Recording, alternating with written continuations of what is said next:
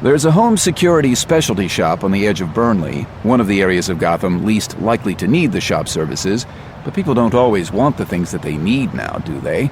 And the Joker collects a little box to disguise his voice, as well as several other things that strike his fancy.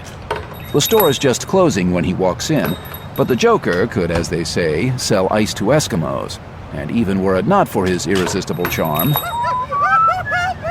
the shop's proprietor is hardly in any shape to complain by the time the Joker walks back out of the store and begins the long meander back toward the East End.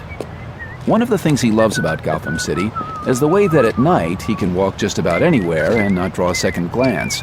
During the day, he draws somewhat more attention.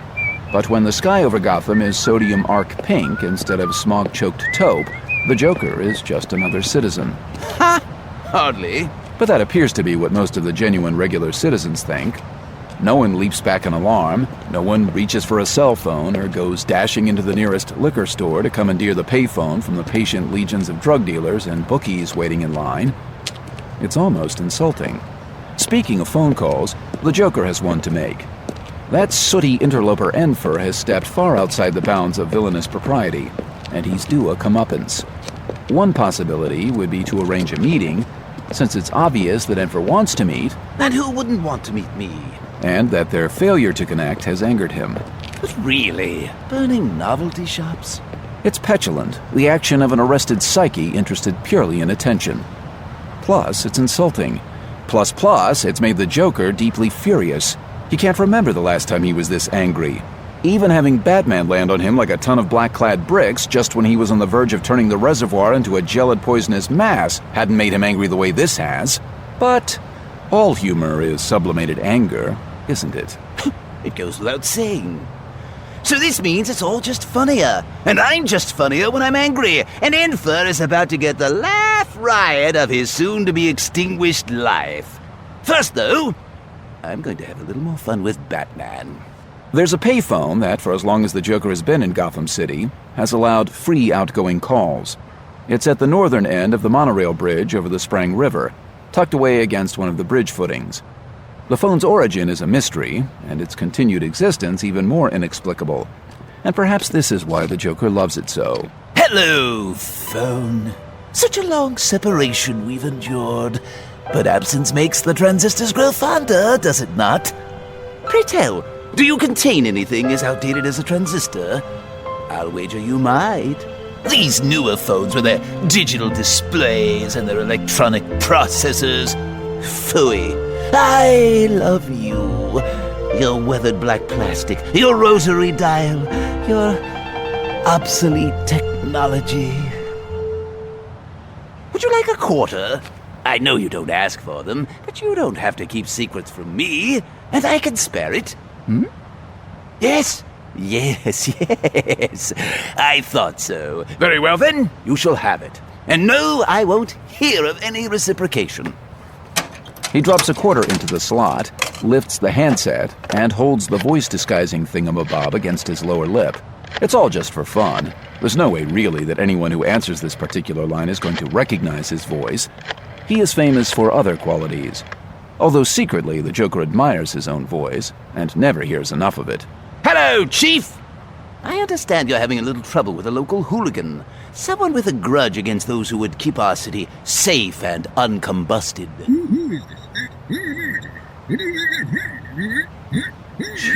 Chief! Chiefy! Surely you can't expect me to answer all those questions. Such terrible danger that would put me in.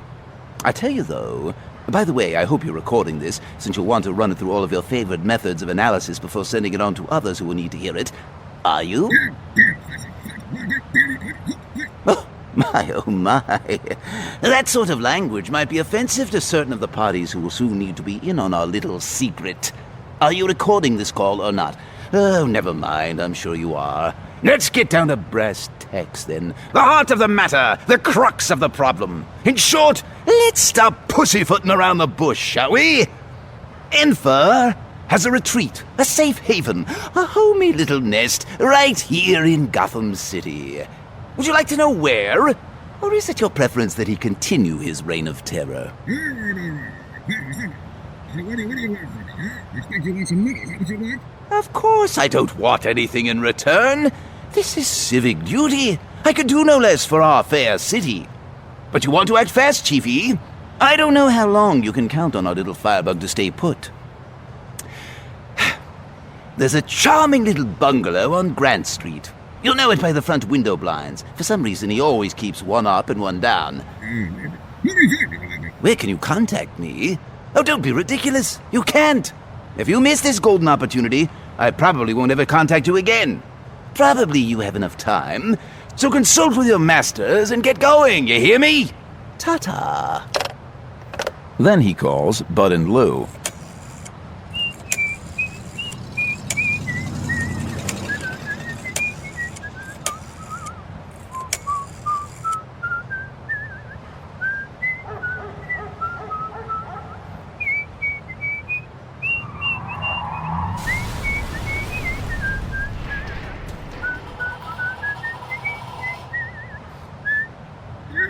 Boys, have you prepared the setting for our little masquerade?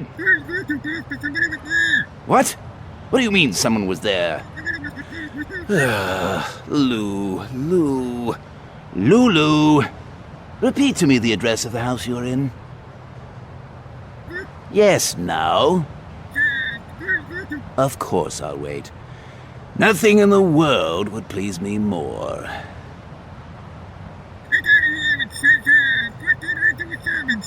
Lou! I thought you were the smart one. This street was Grant, not Sherman. I'm afraid you've got the wrong Civil War general.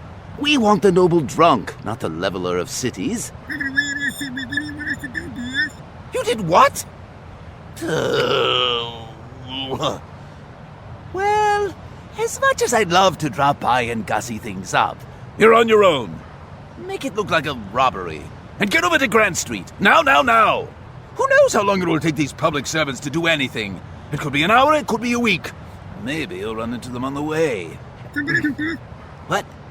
No, I'm kidding, Lou, darling. But I want that to happen to you. Then he's off to the next thing, which is a change of clothes and a technical rehearsal at their new location. It's going to be a grand show. He hopes simply everyone turns out to see it.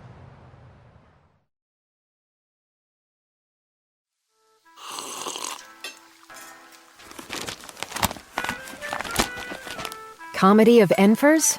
Vicky Vale, Gotham Gazette. His black firefighter's regalia more recognizable now. Neophyte Gotham super arsonist Enfer set 4 blazes last night, killing at least 17 people and destroying the city's 4 largest novelty stores. In a 3-hour period, Artie McGee's, The Laughing Monkey, Glory Laugh, and Diamond Doolies were all burned out. The founder of Artie McGee's, neighborhood institution Arthur Zagajeski, was among the fatalities. Witnesses said he died after re-entering the burning building to make sure all of his employees had made it safely out. Finger-pointing has already begun between local business owners and the Gotham City Fire Department, with merchants, particularly in Chinatown, accusing firefighters of reacting slowly because of Enfer's known taste for booby traps.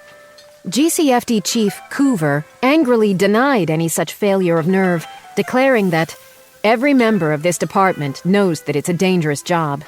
Enfer has made it more dangerous, but our job is to fight fires, and we have done it as professionally and with as much dedication as any fire department in the country. That may not be the only dispute in play, says Dr. Lindsay Kaplan of Gotham University, a specialist in abnormal psychology and the psychopathology of master criminals.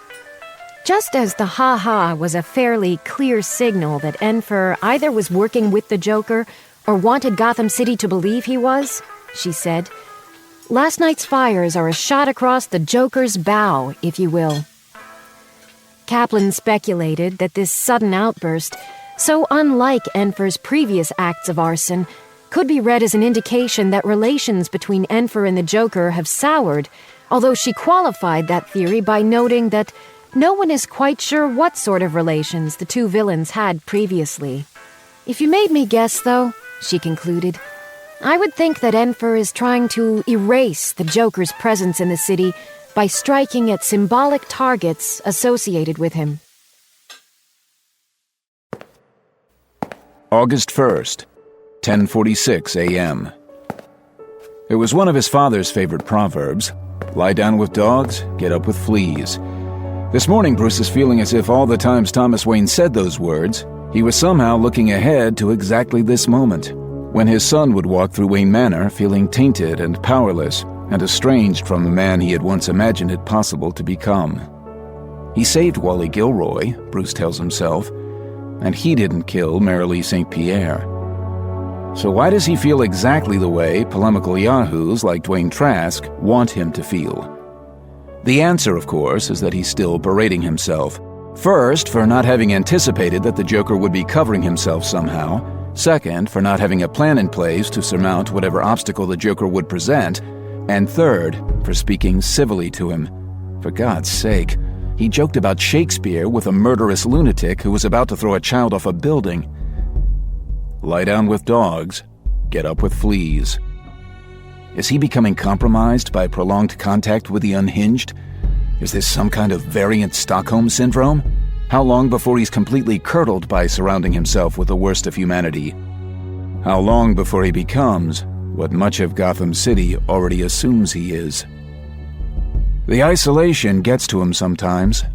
Not the maintenance of the Batman secret, but the simple isolation that is part of the territory when you're a billionaire by accident, and everyone in the world wants something from you. He finds Alfred in the kitchen.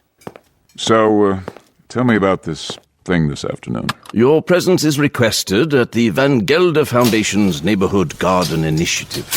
And Miss Phoebe Lemieux is very eager to accompany you. Very eager. He follows Bruce to the elevator and down into the cave. All right, I give up. Who's Phoebe Lemieux? A woman of extensive and impeccable social contacts, not to mention her family's long involvement in both government and philanthropy, and her own achievements at Vassar and the Sorbonne, and her current work with non-governmental organizations promoting public health.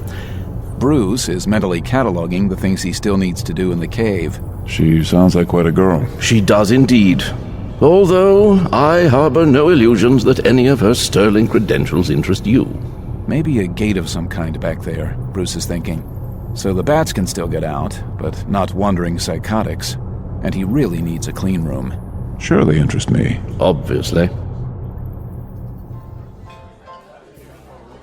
Despite the humid 90-degree weather, the neighborhood garden party isn't as bad as it might have been. The hors d'oeuvres are tasty.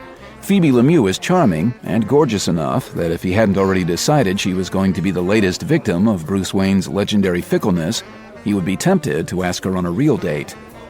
That's one of the costs of being Batman.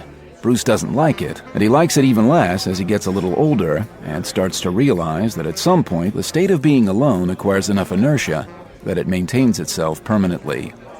There are journalists everywhere and various social hangers-on, people who will never contribute to causes like this, but who like to be photographed at the events.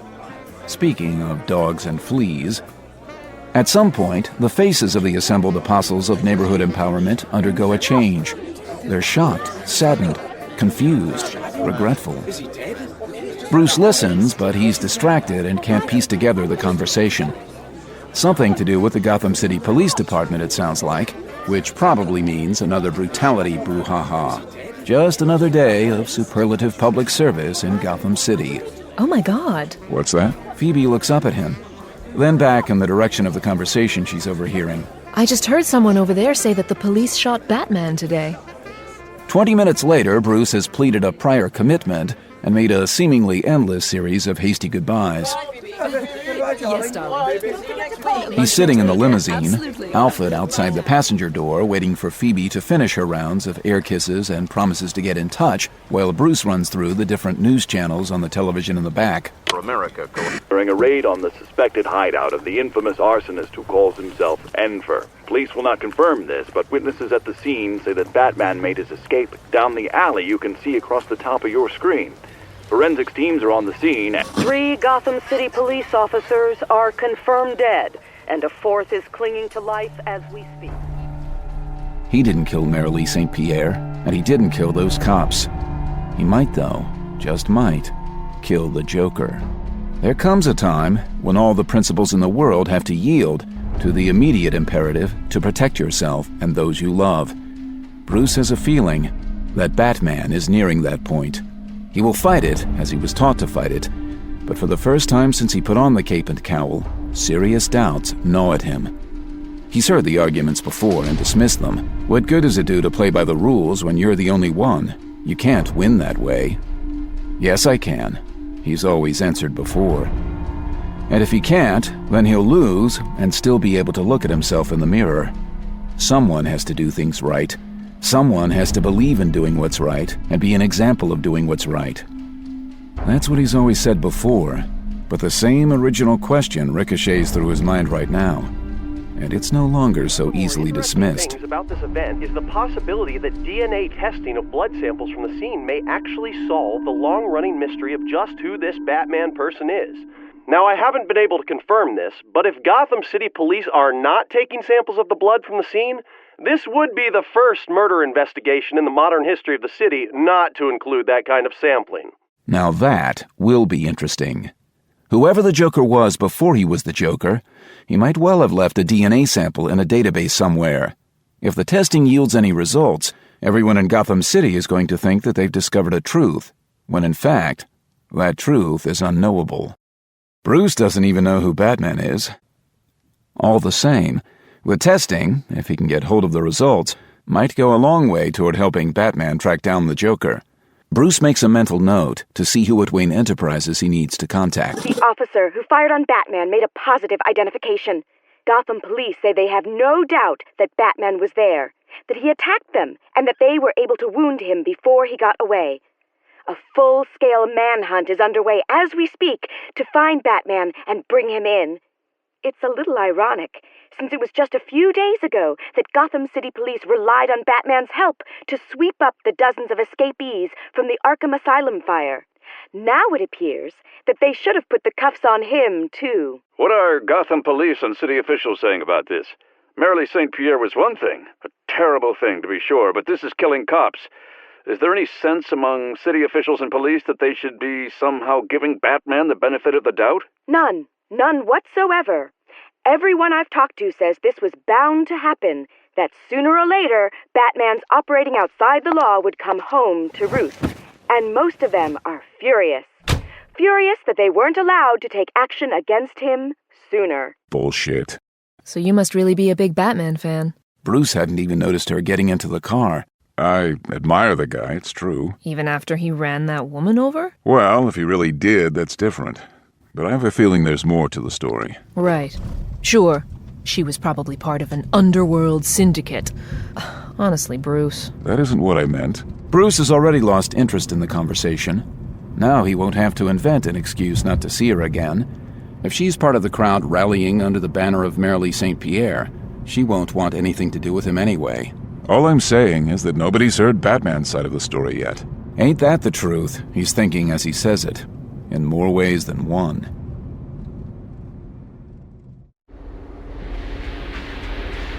Hey, people. This is our man Dwayne, and he's taking them to task. Hang on, faithful listeners. I'll get to your calls in a minute. First, I've got something to say to one of you, so the rest of you sit tight for a sec, and I know he's listening because, hey, who doesn't? Hey, Batman. Make up your mind. Yeah, I'm talking to you. Are you the depraved wacko who ran over Marilee St. Pierre, or the selfless hero who jumped off of a building to save a little boy named Walter Gilroy? Gotham City wants to know. We want to know whether you were the hero we thought you were at first, or the criminal the St. Pierre family thinks you are now, or the hero Mr. and Mrs. Gilroy think you are this morning. You can't tell us, can you? Because you probably don't know yourself. And this is the problem with these heroes and villains, folks. They aren't like you and me. And when we expect them to be, people get hurt. Batman might not even feel bad he ran over Marilee St. Pierre. He might look at her as a necessary collateral damage in his private war on our collective behalf. And from his perspective, knowing what he knows about the nighttime denizens of our not-so-fair city, he might be right. But that doesn't make Marilee St. Pierre any less dead, or her family any less distraught. You know, folks, I'm starting to come around to the notion that it's not just the villains, your Joker and your Two-Face and Enfer and whoever else, that are Gotham City's real affliction. It's the heroes, too. You see, the truth is, anyone who lives in Gotham City and makes decisions that affect the citizens of Gotham City should be making those decisions on grounds that the citizens themselves might use.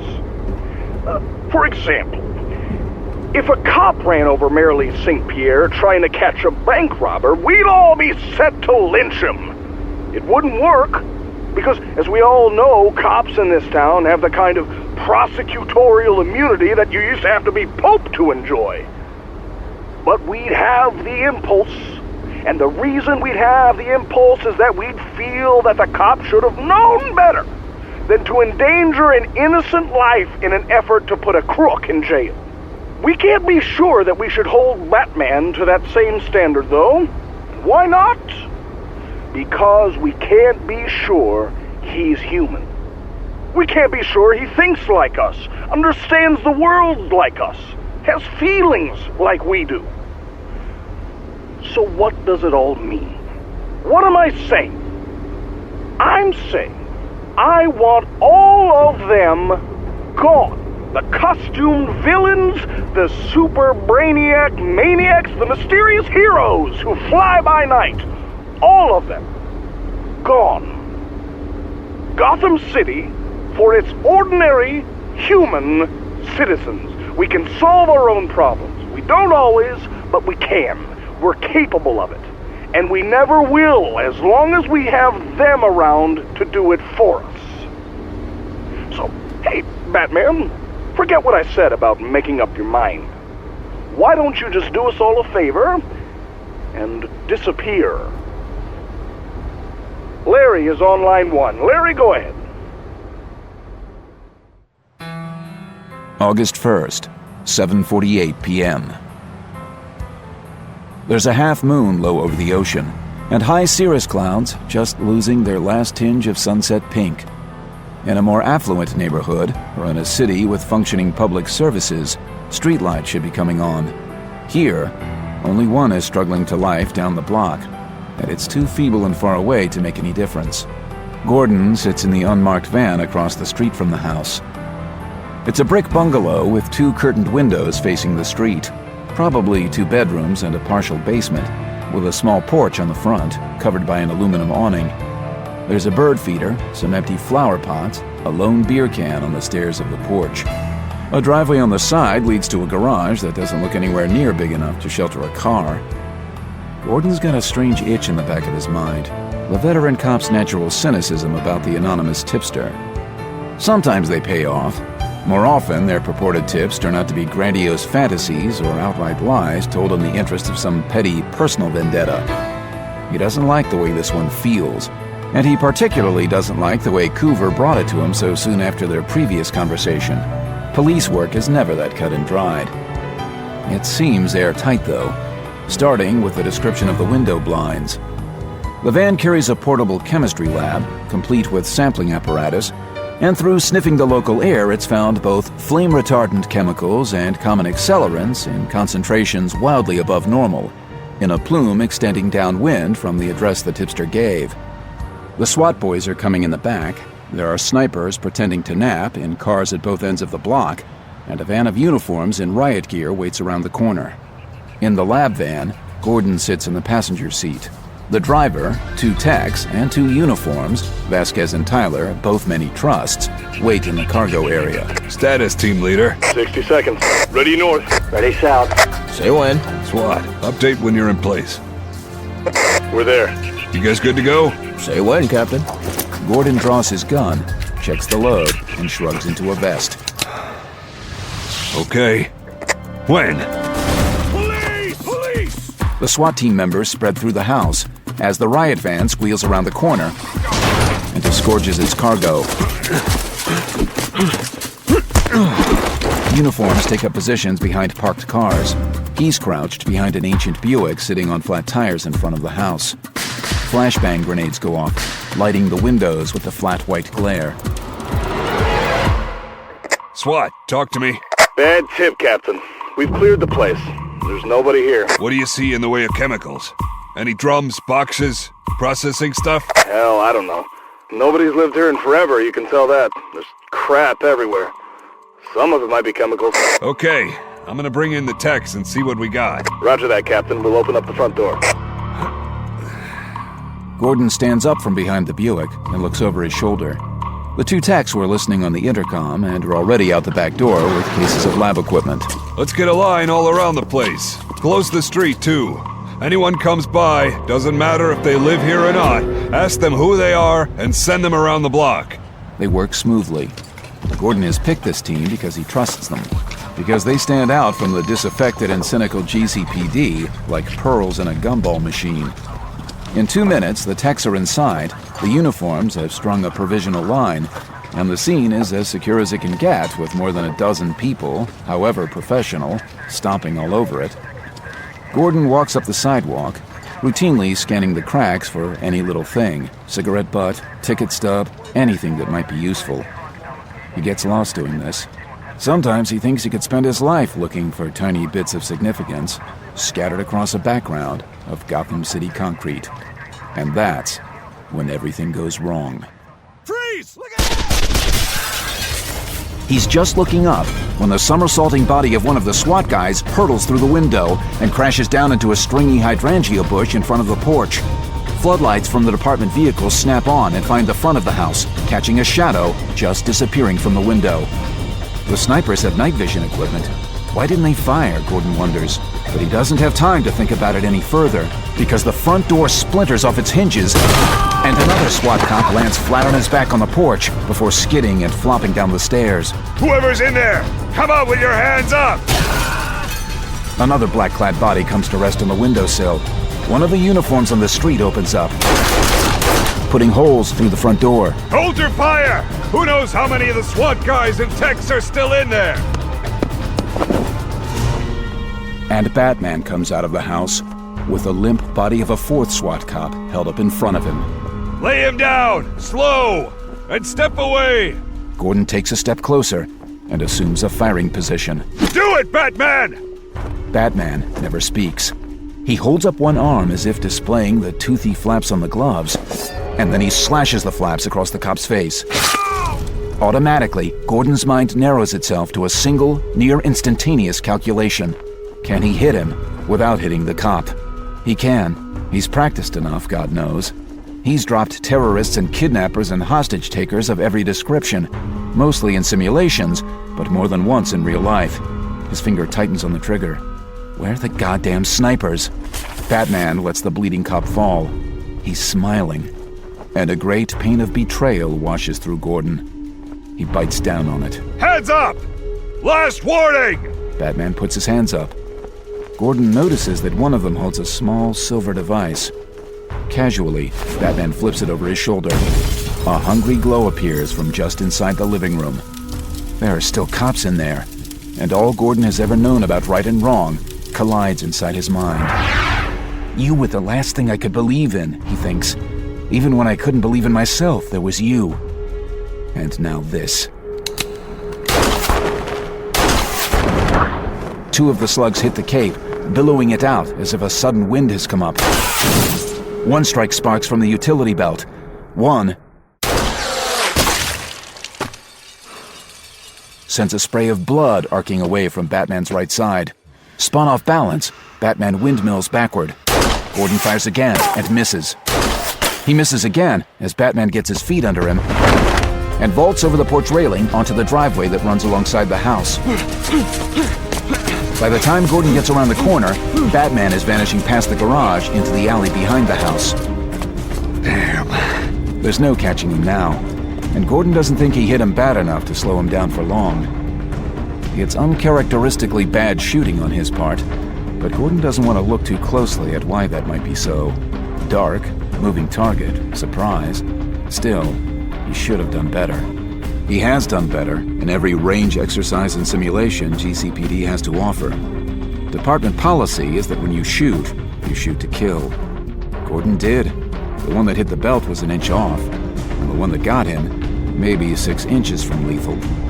Hell, the two through the cape didn't miss by much either. He can't think about it. He's got 4 uniforms down that he knows of. And what the hell happened to the snipers? Either of them had easy shots, but he didn't hear them. Gordon goes from one downed officer to the next. 3 are dead, and the 4th, the one who just went down when Gordon shot Batman, is barely hanging on. His face is slashed, and his uniform gleams blackly in the flickering streetlight. I shot Batman. Captain, man down! This comes from the car where the sniper on the south was set up. Gordon turns to see the uniform who called opening the car door, and the sniper slumping out head first to hit the pavement. Gordon doesn't even have to look the other way to know. He'll find the same thing in the other car. I shot Batman. Gordon's got 6 down, and more than a dozen eyewitnesses, cop eyewitnesses, saying Batman killed them. It is the worst moment of his life.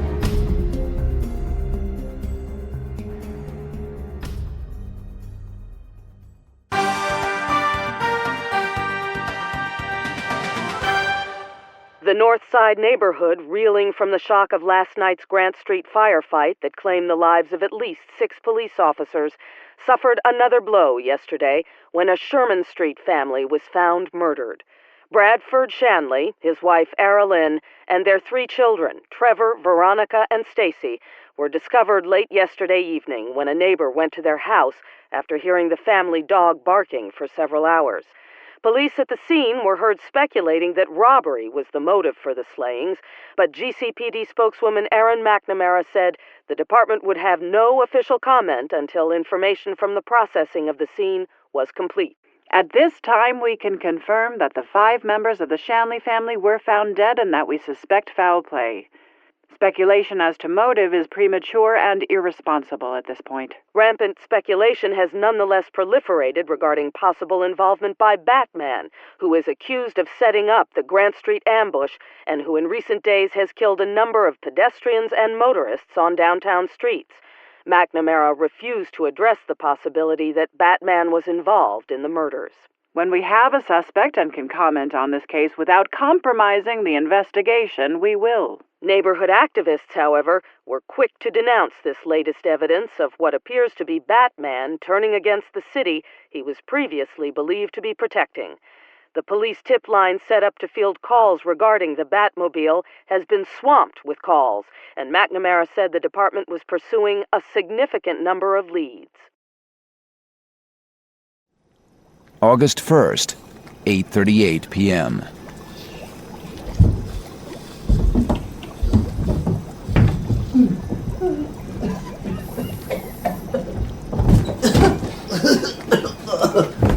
The Joker reels through the back door of the hidey hole and stumbles before falling to the floor.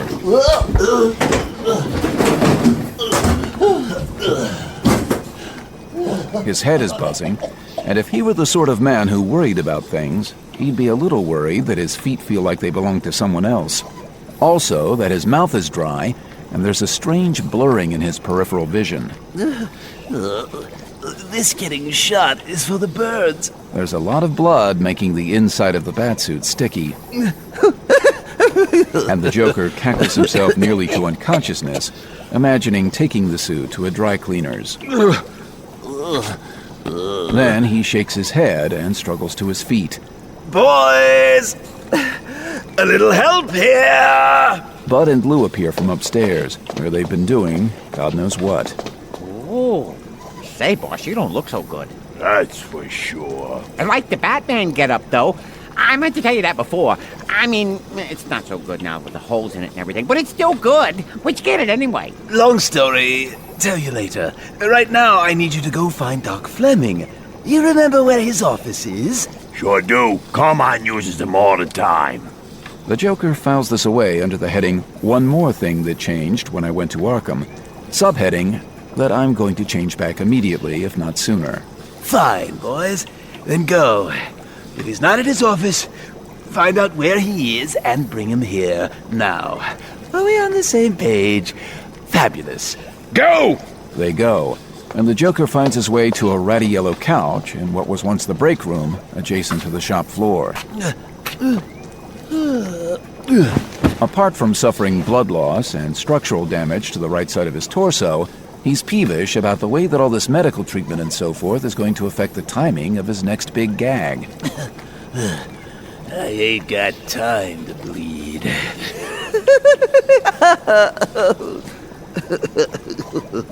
Laughing hurts, and he makes himself stop. It's the hardest thing he's ever done, but he does it. Think positive. That was a pretty good gag today, other than the whole bullet wound thing.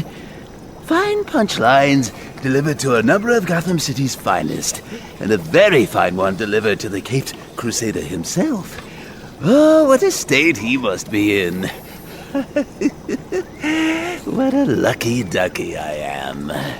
The Joker decides that he should shuck the batsuit before Doc Fleming arrives. That sort of joke is best kept secret as long as possible.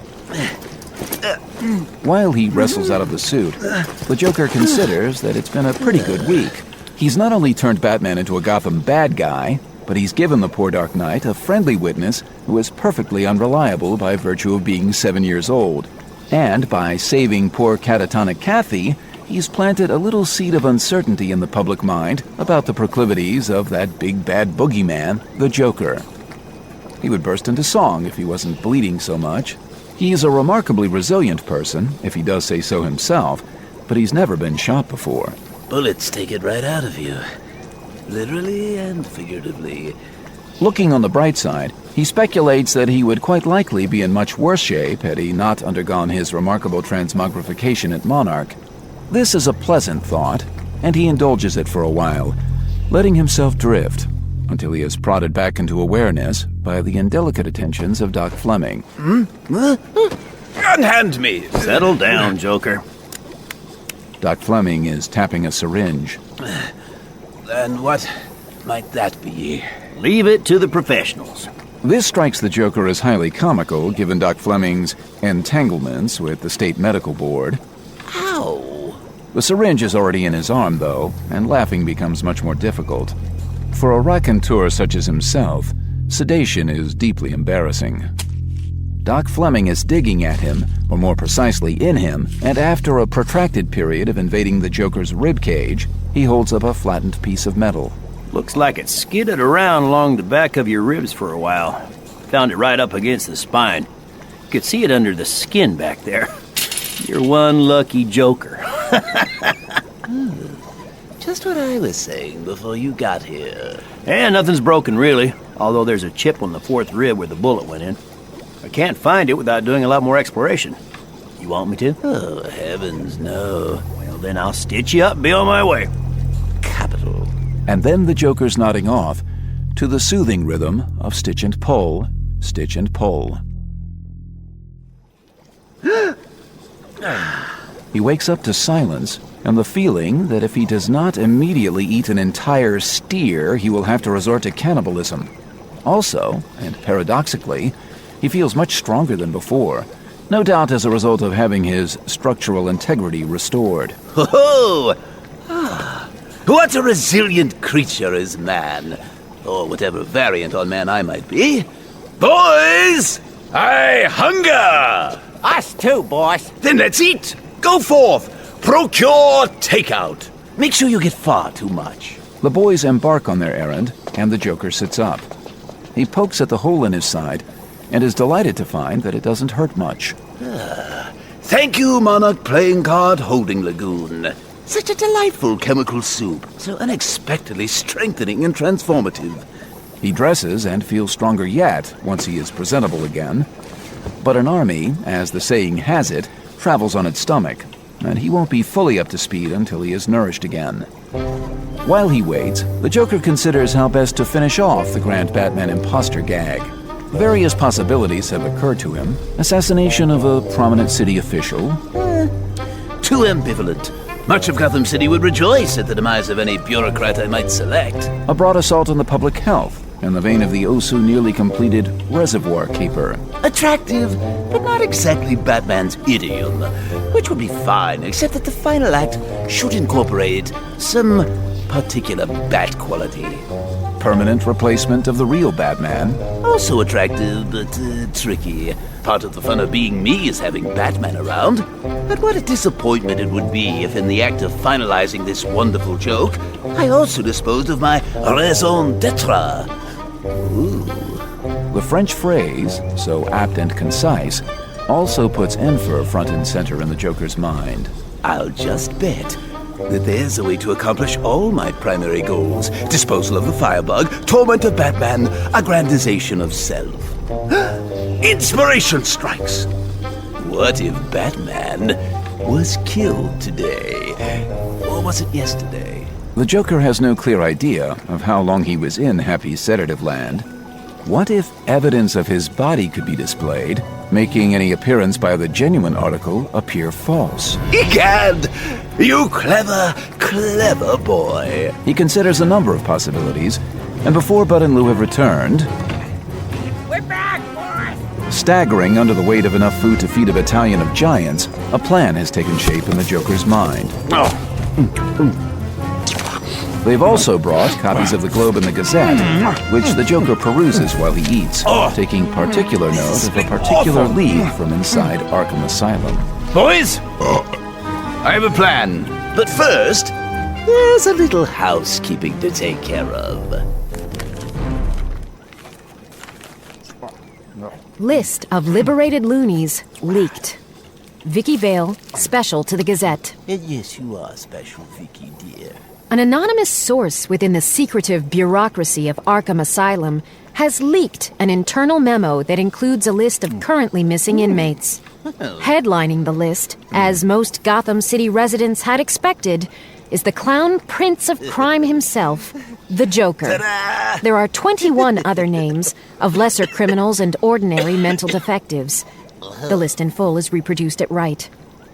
In another twist, the memo is dated 4 days ago, casting serious doubt on Crane's evasive responses in recent days to questions about which inmates might have escaped. At press time, Crane had not responded to numerous requests for comment. Asylum spokeswoman Angela Rodriguez also declined to comment.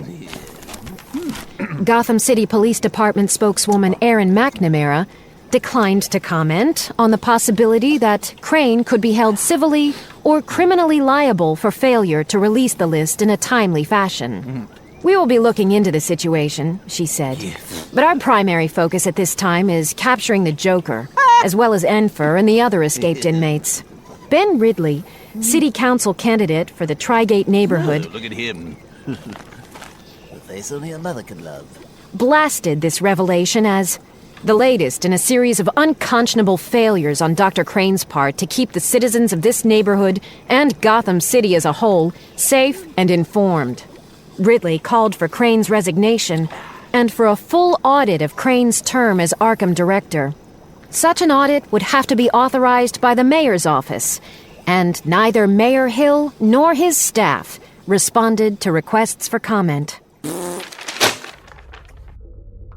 August 2nd, 9:34 a.m. Enfer's temperament does not predispose him to the sort of cold fury he is feeling right now.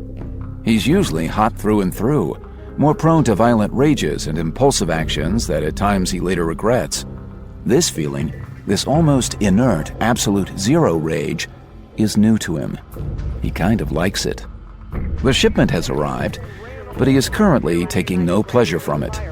The radio is on a local talk station, the television is playing a non-stop news broadcast, and the computer is pulling down every bit of news and video it can find on the Grant Street debacle. From the chaos, Enfer has extracted a few useful bits of information. The police were tipped off that he was at this house, large quantities of incendiary and accelerant chemicals were found, and Batman killed at least 6 police officers before fleeing after being shot and wounded. Unlike anyone else in Gotham City, Enfer is able to flesh out this puzzling factual skeleton with his observation of the killing of Marilee St. Pierre, with the result that he is in possession of a complete picture of the situation. The Joker has said all that needs to be said. The rules of the game are now clear. It could be that I bear some of the blame for things having come to this. The novelty shop escapade was bound to strike a nerve. Perhaps I should have been more subtle. Although, to be fair, it's also possible that he was giving the Joker too much credit at the outset. Hero worship is fine as far as it goes, but the moment when heroes take off their socks and reveal feet of clay can be instructive. In this case, Enfer concludes that the distance between himself and the Joker is not so large as he had previously thought. He left clues for the Joker to follow. The Joker did not follow them. Ergo, the clues were too smart, or the Joker not smart enough. Either way, Enfer's understanding of himself is altered by recent events. His imagined conversation with the Joker takes on a new twist. I thought you were the mastermind, the villain par excellence. Now I see that I'm on your level. You have nothing to teach me. I don't want to learn from you. I can stand on my own. All of this also casts a new light on the Crane-Batman situation. If I can so easily best the Joker, how much more slippery and formidable can Batman be? Enfer is feeling powerful and confident. Perhaps it is not so much that he has overestimated the Joker, but that he has underestimated himself. What a satisfying thought that is. Very well. I will no longer sell myself short. I will no longer seek allegiance with my more established counterparts. From now on, I will know that I am capable of taking it all the way. And from now on, the Joker is my enemy. Perhaps it was always going to happen this way. Enfer feels a slight sadness for the loss of his illusions, but clarity is better than occlusion. Now he knows what he can do, and now is the time to do it. 24 packing crates crowd the shop floor, each stenciled with a logo of Veritech Industries. He wishes he had more, but outfitting even this many is going to stretch his efficiency if he wants to stick to the timeline he's planned for his enunciation. He attaches one of the prostheses he had made for muscle work and pries the tops from the crates one after another. Even with the machine assist, he's sweating by the time that's done, and by the time he's got all the crawlers unpacked, he's ready for a break. Over a sandwich, Enfer wonders how concerned he should be about covering the tracks of his purchase. Working through Falcone is a good start as far as eliminating the standard paper trail that would normally accompany a transaction involving 96 robots, but even with that small reassurance, he's considering whether he should take steps to erase witnesses. The drivers, for example. The one who ran the pallet jack in and out of the truck trailer barely said a word the whole time, but the other one yammered incessantly about how glad he was to be done with Falcone and back working for the boss, whoever that is. Logorrhea makes Enfer nervous. That second driver didn't have any way of knowing how intently Enfer might be listening, or whom he might be tempted to pass information along to. Opportunity presents itself. He can remove that particular problem, or potential problem. He remembers the logo on the side of the truck and trailer, and he remembers the How's My Driving number on the trailer door, and he remembers a little tidbit from the catalog listing. The crawlers can be programmed to look for patterns of numbers.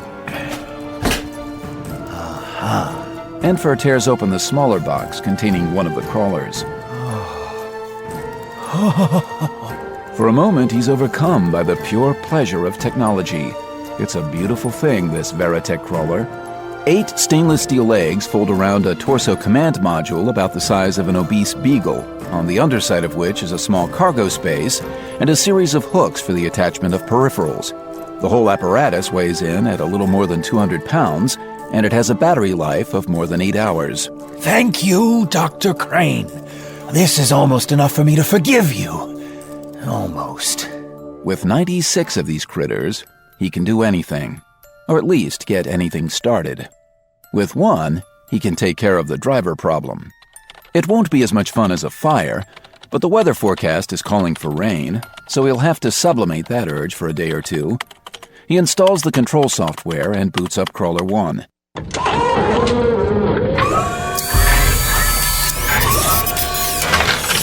When it unfolds its legs and stands at techno-arachnid attention, Enfer is as blissful as he can remember being when he isn't about to start a fire. Oh, wait till you see this, Joker. Your hand buzzers and squirty carnations are trifles. Oh, when these little guys are overrunning Gotham City, you're going to wish you hadn't been quite so dismissive and ungrateful. Gotham Gazette Online. Bullseye, the video blog of Gotham Gazette columnist Rafael del Toro. No one should have been surprised when billionaire playboy Bruce Wayne ducked hastily out of Marvin Van Gelder's garden party 2 days ago. Nor should it come as a shock that dear Brucey ducked into the back of his limo with the ravishing Phoebe Lemieux for what must have been one intense conversation, since the limo sat idling for nearly 20 minutes before pulling away for parts unknown. The word is, and oh, how I hate to traffic in the sordid trade of celebrity gossip, that dear Brucey took a powder at the exact moment when the news of Batman's shooting hit this leafy gathering of Gotham's hoitiest and toitiest. Web buddies, the only thing I hate worse than trafficking in gossip is midwifing unfounded speculation. But am I the only one who finds it odd that this scion of Gotham's mightiest corporation should have had such an emotional reaction to news of the downfall of Gotham's most talked-about nocturnal paladin? What a gag it would be if Bruce Wayne was Batman! I almost wish that Brucey hadn't clearly been at the Van Gelder soiree when Batman took the bullet, so I could speculate irresponsibly along those lines. But can anyone seriously imagine pampered celebutante predator and booze hound Bruce Wayne going toe-to-toe with the most fearsome baddies our city can gestate? In a word, please. What's interesting here is a subtler question. Is Wayne Enterprises bankrolling the Caped Crusader? Wouldn't be the first time a local corporate honcho decided that Gotham's finest weren't up to the task. Or forget Gotham City. Does anyone remember the Railroad Barons and the Pinkertons? Or Henry Ford's Special Service? What if Batman is, or was now, since presumably even Bruce Wayne isn't so immune to public outrage that he could keep doing it given current circumstances, just the latest rung in the evolutionary ladder from hired squads of strike-breaking goons to private super soldiers accountable to no one but their paymasters? Huh? I'm just saying. August 2nd, 1:10 p.m. A veteran of internal Wayne politics, Lucius Fox knows the value of ignorance, but Bruce knows it must kill him to not ask certain questions. A number of times since Bruce has donned the cape, Lucius has been on the point of, well, Bruce isn't sure what. Asking the question straight out, offering a more explicit alliance in the form of a tailored research program. That would be useful, but Bruce has deliberately not started such a program on the principle that he doesn't want Wayne Enterprises associated with Batman.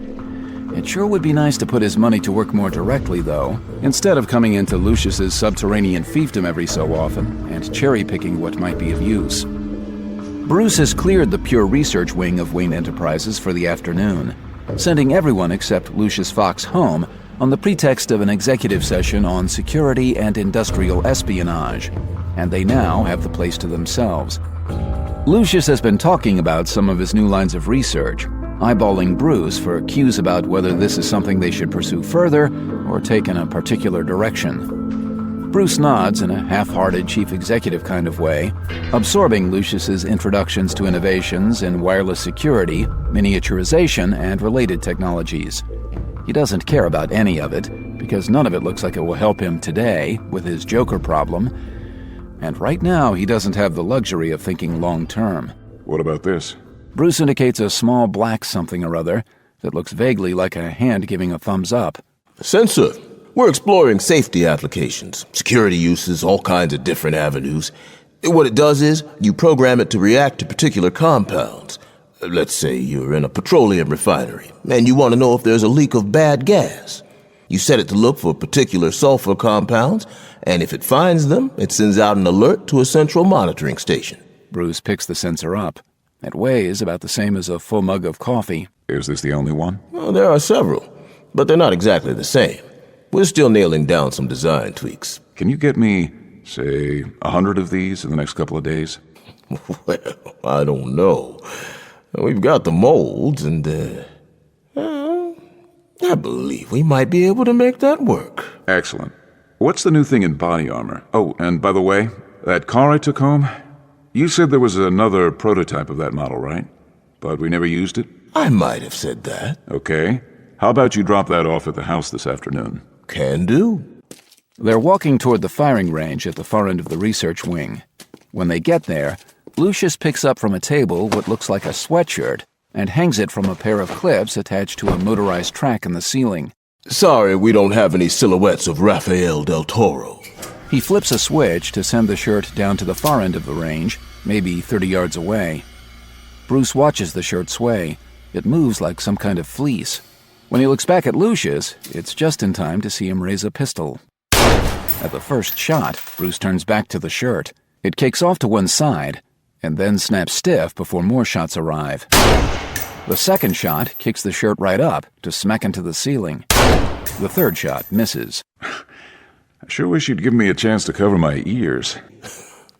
You see what happened down there? I saw something. Looked to me like the shirt reacted to the first impact by stiffening up. Lucius winds the target hanger back to where they're standing. The shirt is intact, and as Bruce touches it, he can feel the fibers relaxing. By the time he takes it off the clips, it's just a shirt again. Not bad. But it's also not much help if the first one kills you. You see a hole? If I shot you while you were wearing that, you'd have a hell of an internal contusion, but no penetration. Also, it's not designed to stand on its own. The idea is you put it under hard protection, and the shock wave of the first impact stiffens it up so you're in better shape come the next. It actually uses the energy of the impact to drive the smart fabric reaction. And we've designed the shirt with some flex at elbow and shoulder, but not too much. You'll feel like a kid in a snowsuit, basically. Bruce is turning the shirt over in his hands. Okay. Got one of my size? And maybe a ski mask and some long johns, too? Lucius is looking at him. Bruce looks right back. And, by the way, are these fireproof? Fire-resistant, I'd say. Not much in the world is actually fireproof against the right kind of fire. A long moment passes. Each man looks the other in the eye, on the verge of saying something that would change both of them forever. I'll keep that in mind, Lucius. Thanks.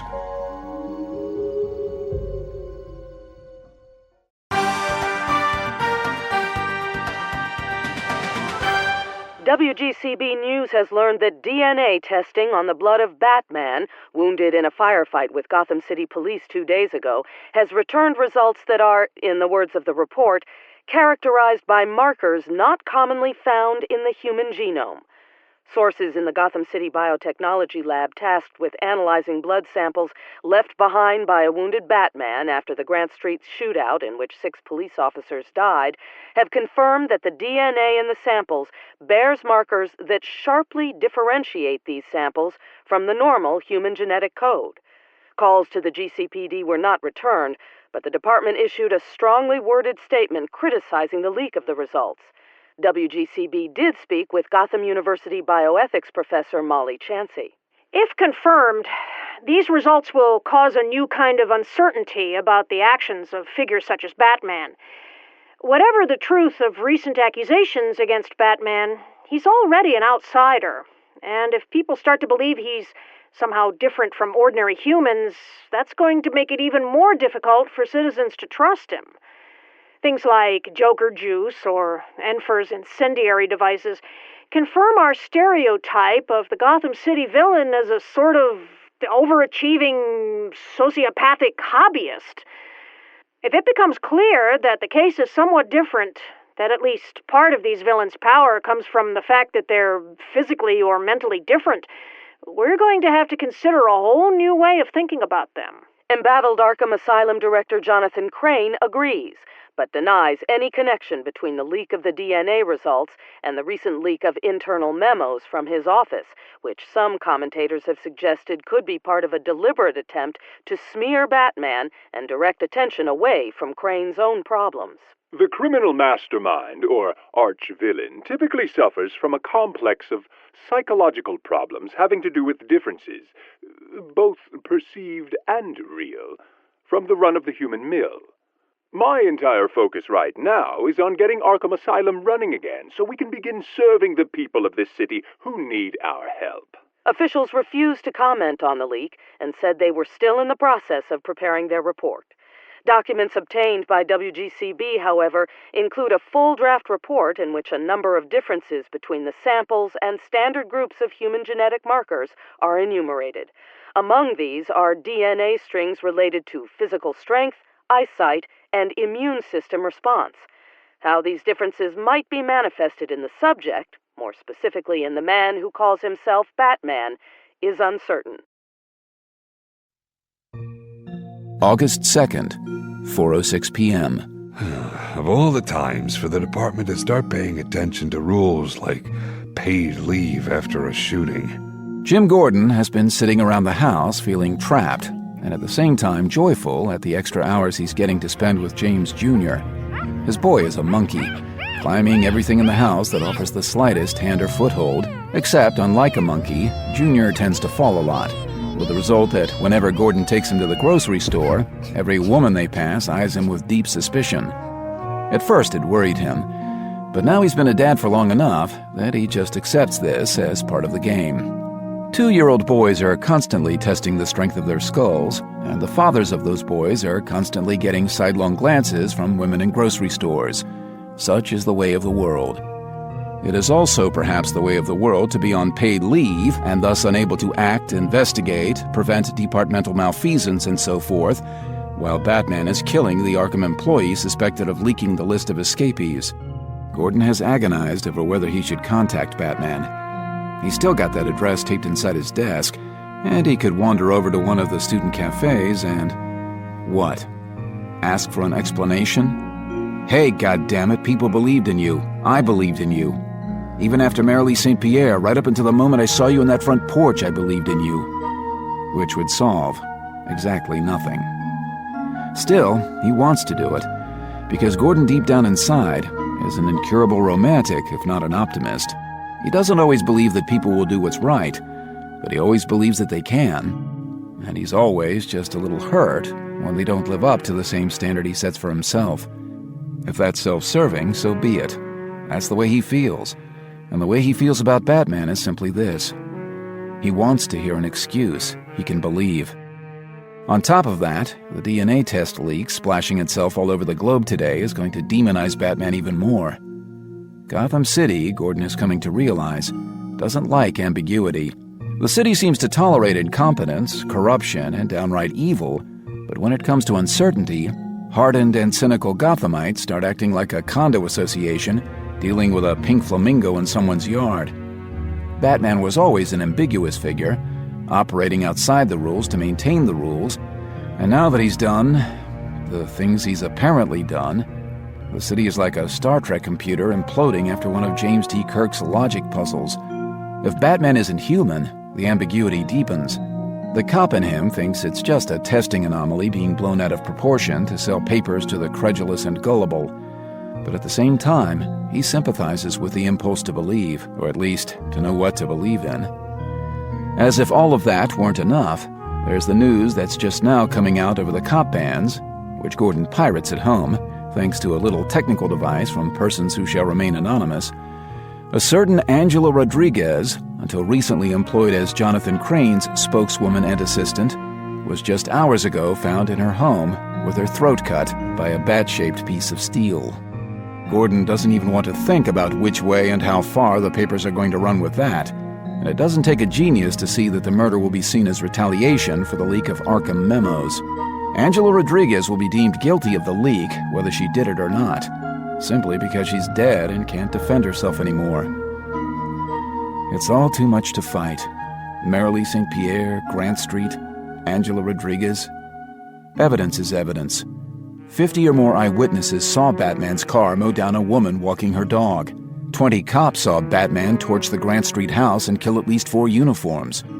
And unless there's a rogue machinist with a grudge against Batman, the murder weapon in the Rodriguez case is pretty compelling. And yet. Break it down, Gordon thinks. If there's one thing he knows about himself, it's that he's a good cop, and good cops aren't dumb. He knew there was something hinky about the Grant Street tip from the beginning, and he went along with it against his better judgment. And, let's face it, because he was going to take the kind of internal heat even he couldn't handle if he called the operation off. That's a shame for another day, though. Right now, he needs to think. He needs to think hard and think well, and tease out why exactly he can't quite bring himself to believe what is obviously true. Question 1. Why the hell would Batman take revenge on Angela Rodriguez for leaking the Arkham list? Daddy! Hey, kiddo! Story, Daddy! Oh, buddy. Gordon scoops up his son and looks out the window.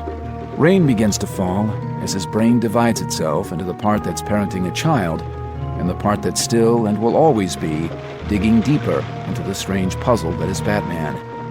The leak doesn't hurt Batman. The leak hurts Crane, and possibly the Joker. And there's a connection there that he hasn't quite figured out. Did Crane know Enfer was springing the Joker? Is Crane after Batman for some reason? You're telling yourself a story, Gordon thinks. Evidence is evidence, and he saw Batman at Grant Street. Let that be. There's something in there that doesn't fit, and it's not going to be shaken loose by hard thinking. One of the things that Gordon has learned about himself is that he does his best thinking when he's not thinking. So, he rocks his son back and forth in front of the window and says the first thing that comes into his head. Once upon a time, there was a crocodile that could fly.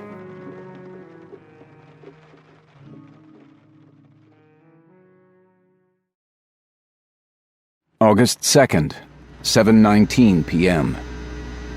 The crawlers take an infuriatingly long time to charge up, and Enfer has to be careful about how much energy he siphons from the Gotham City grid, so he can't even use all of the amperage available in the charging pack. When the first crawler is at last fully charged, he unplugs it, spends a few minutes giving it a set of instructions, and steps aside, holding open the door.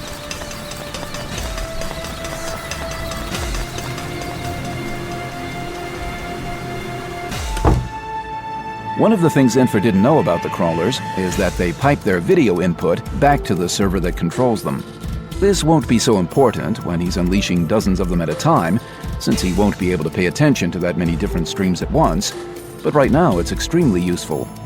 It's also a lot of fun, and reminds him of the first time he ran a remote demolition with the old Brock AB. The crawler is quicker on its feet than the Brock, probably because it doesn't have to be as careful, and the feed is of much higher quality. He doesn't even tell it where to go, although he did give it a set of parameters roughly encompassing possible routes between the Port Adams waterfront, where Carmine Falcone gets most of his seagoing freight, and the East End. The crawler has a built-in default search tool that tracks how much of its delineated area has been covered and in what pattern. Enfer watches a graphic display of this on one of his monitors, and on another he's enjoying the direct video feed. Right now, the crawler is clinging to one of the pilings on the Aparo Expressway Bridge across Miller Harbor, so most of what Enfer sees is graffiti and birds' nests. The crawler moves north, creeping up onto the outside of the bridge railing, and scuttling along at a pretty good clip. Enfer hopes he's never in the position of having to outrun one of them. He's fast, but no human is that fast. It pauses to watch the traffic go by and wait for a pattern match. Enfer has set its target patterns to include the word Luigi and the alphanumeric string JT87EC991, which is the license plate on the trailer that dropped the crawlers. All kinds of complications are possible. Carmine might have retired the trailer, it might have been redeployed to legitimate freight and be on its way to Oklahoma, and so on and so forth. But there's nothing he can do about any of them, or about the fact that the rain might screw up its pattern recognition software. He does know that there's no produce place in Gotham City called Luigi's, at least not one that advertises in the phone book or online. While the crawler is observing traffic, it gets much less responsive to his remote commands. There's only so much processing capacity in its tiny brain, and Enfer makes a mildly annoyed note of this while he waits for it to respond to his command that it abandon the search until it gets to a less conspicuous vantage point.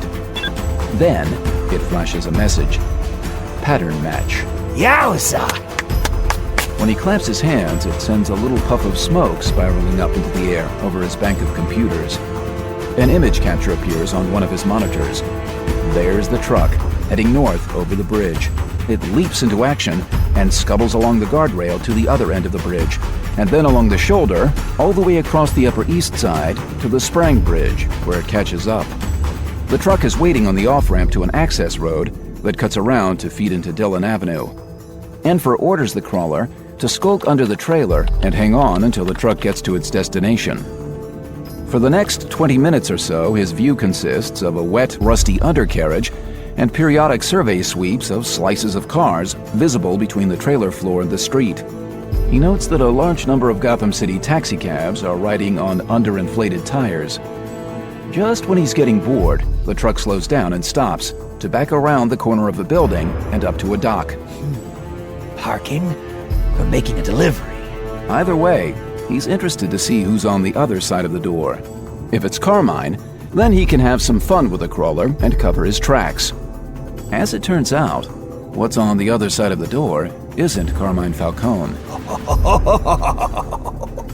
The truth is so much better that Enfer can hardly believe he's about to get to do what he's about to get to do. He's so glad he had the foresight to input and identify the customized images. He activates voice command. Get inside. Target priority list is as follows. Truck, chemical drums, Batmobile, Joker. He wants to see the look on the Joker's face.